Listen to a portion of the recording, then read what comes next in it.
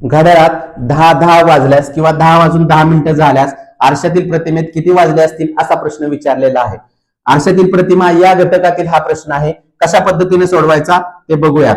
काय करायचं आहे, 11.60 लिहून घ्यायचे आहे. त्याच्यातून जो काय आपल्या प्रश्नामध्ये वाजले असतील ते काय करायचे आहेत, वजा करायचे आहेत. आपल्या प्रश्नामध्ये किती वाजलेले आहेत, 10:10 झालेले आहेत.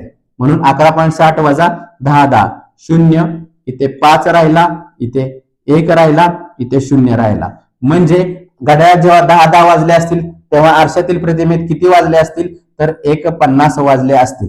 परंतु विद्यार्थी मित्रांनो, महत्वाची गोष्ट लक्षात घ्यायची आहे, 11.60 मधून जे वजा करायला सांगितलेले आहे ते तुम्हाला कुठपर्यंत उपयोगी पडतात, जोपर्यंत तुमच्या प्रश्नामध्ये 11.60 वाजले असतील, 11.60 किंवा तत्पूर्वीचे जे काय तुम्हाला वाजले असतील तोपर्यंत तुम्ही याच्यातून वजा करू शकता.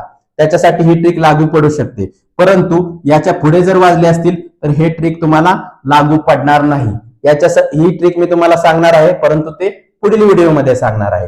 आता तुमच्यासाठी एक प्रश्न आहे, 9.50 वाजलेले आहेत, तर आरशाच्या प्रतिमेत किती वाजले असतील हे काढायचं आहे आणि तुम्ही मला कमेंट मध्ये सांगायचं आहे. आता अजूनही ज्या विद्यार्थी मित्रांनी चॅनलला सबस्क्राईब केलं नसेल त्यांनी सबस्क्राईब करा, जेणेकरून असे नवनवीन व्हिडिओ तुम्हाला पाहण्यास मदत होईल. धन्यवाद.